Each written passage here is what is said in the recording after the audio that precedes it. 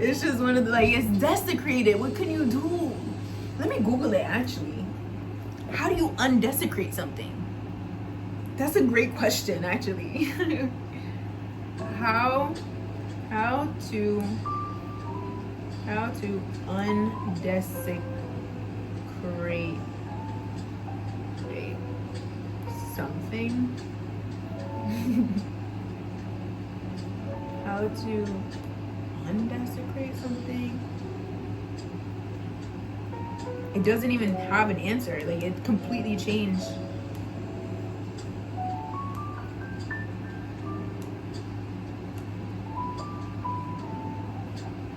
I don't know. Like, it doesn't, God literally does not want to answer that. Like, because God, there's some things that God doesn't, like, why would God ever undesecrate something, you know? It was already holy to begin with. Like, nobody told Satan to go and desecrate it. Nobody told her to go desecrate it. She did that on her own thick ass skull, and it worked. Okay, you won. You the baby mom, you won. Face ass. But I was thinking to myself when I read the message, you know, because after a while, I was at first emotional about it. I was like, oh my God, I can't believe I'm being violated like this. Like, and this is somebody that I made time for. I really cared about, that I didn't know how little I was to him. I didn't know I was just a girl crashing out. I thought he viewed me as somebody like that has feelings for him and is just in a bad place because he's not emotionally available, or, you know, because, like, I just didn't think I was so nothing. That's it. It wakes you up a little bit to see how much nothing you are to somebody. Like, just that showed me just how nothing I was, how worthless I was to him. Like, my emotions worthless. The time I took out of my day to ever, like, be there for him and talk to him and all this, worthless. Like, you were just a girl. Like, that's just a girl. What's up with you though? What's up with you though? Yeah, no, that's just a girl. What's up with you though?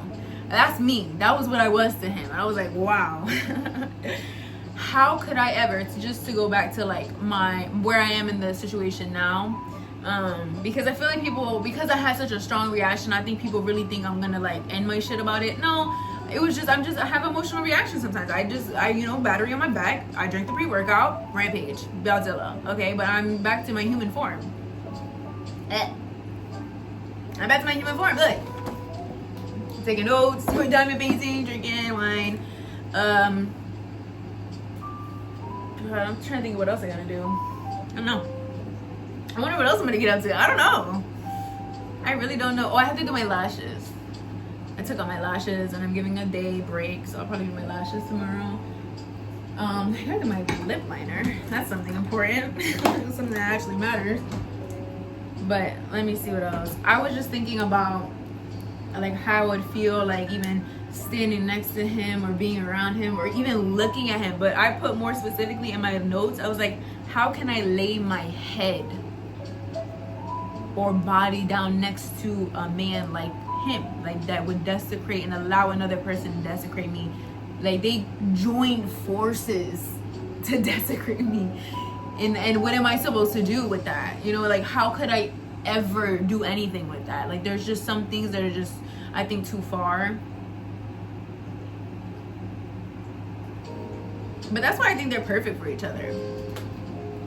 You know, because he knows where home is, and that is the home. I mean, look at how he's talking. He's talking like he knows where she deserves more respect than I did. You know, she got more dignity. She got more validation. And this is from the outside looking in. You know, I think he definitely cheated on her, and that's, like, more of a guilty conscience. But, like, it's also, like,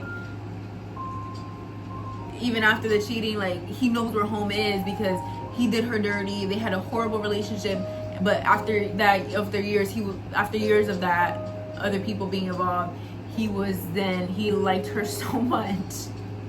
Are you listening? He liked her so much, he begged just to be inside of her again. Like, desecrated. Foul.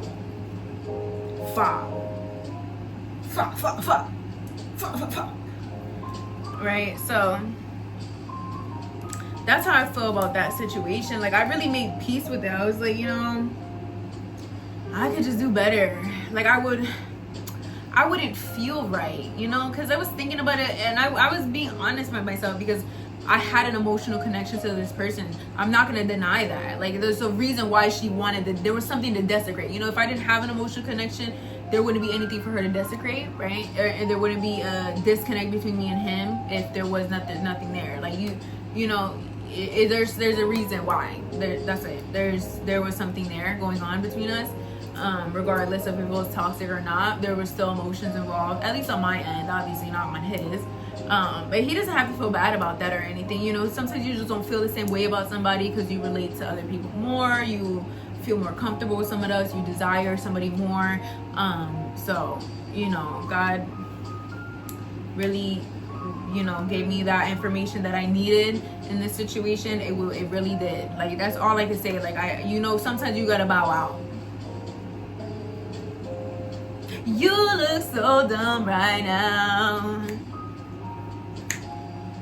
standing outside my house, what? Trying to apologize. You're so ugly when you cry. Just let it out.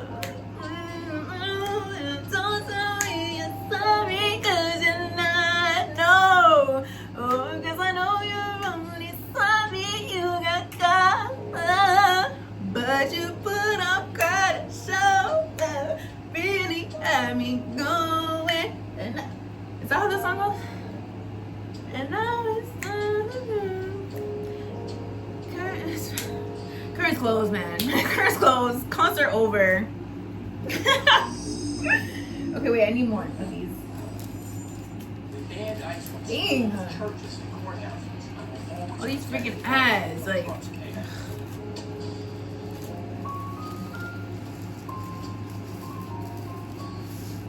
Cause even like if you think about it, like, this is so sinister, girl. This is nasty, girl.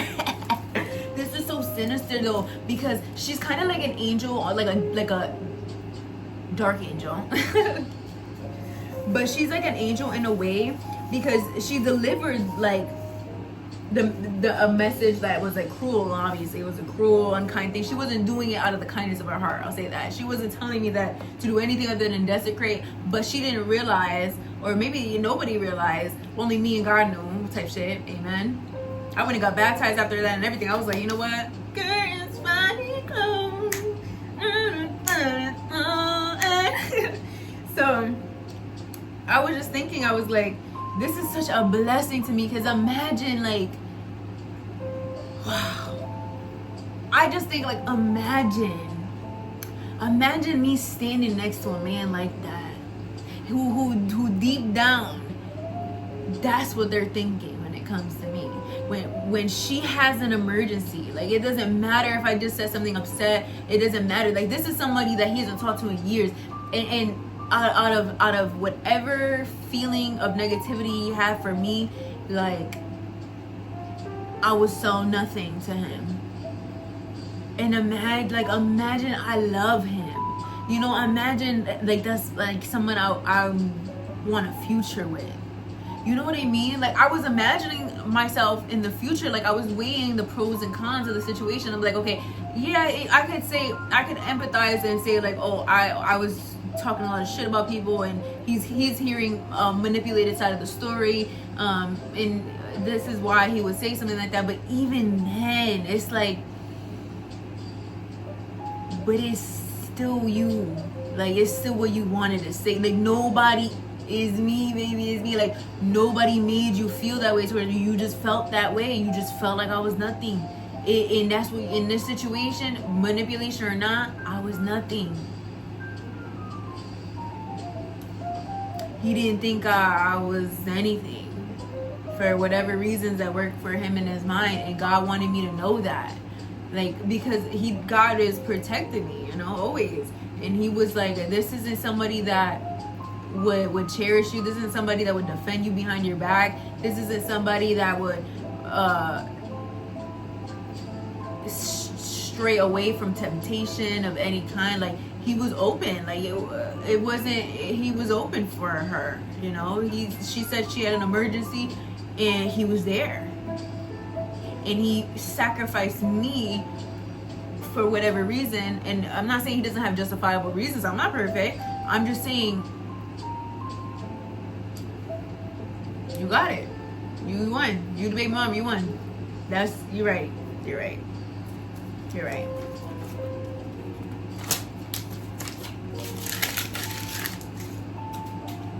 You're right. Cheers. Let me get some more wine, huh? Curtains, funny clothes.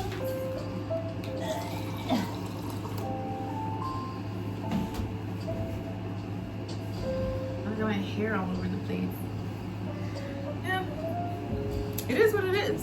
Sometimes you just gotta take an L. I don't mind taking an L. I'm not ashamed of myself. You know, I'm not saying I was the best person in the situation, but I definitely didn't deserve that. I don't think so. I don't think anybody deserves that. Like, my heart hurts, actually. Not because I'm so emotionally connected and it's like, oh, how could you do that stuff? It's like, I would never do something like that to somebody. And not be emotionally charged. Like, even emotionally charged is like, no, I can't reason with it. Like, there was no reason for it. Like, it was just too far. I was desecrated.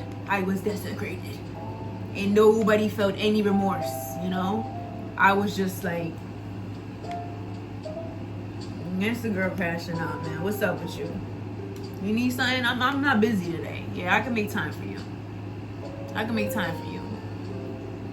He couldn't come to my birthday, though. He couldn't make it to my birthday brunch. But he can go back, and if somebody asked him and said that she had an emergency, he can make time. Do you understand me? Because it's not about what was said, it was what is unspoken. There was something unspoken between them.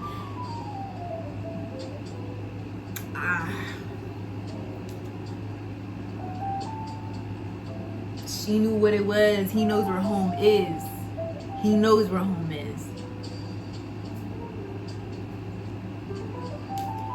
And I just didn't have, like, I felt like I wasn't treated with any dignity in the situation, which is really hurtful to me, because there was a time where he was being treated with even less dignity than he was treating me with at this time. But it's one of those situations where it's like, hurt people, like they say. Like, I feel like he's just a hurt little boy.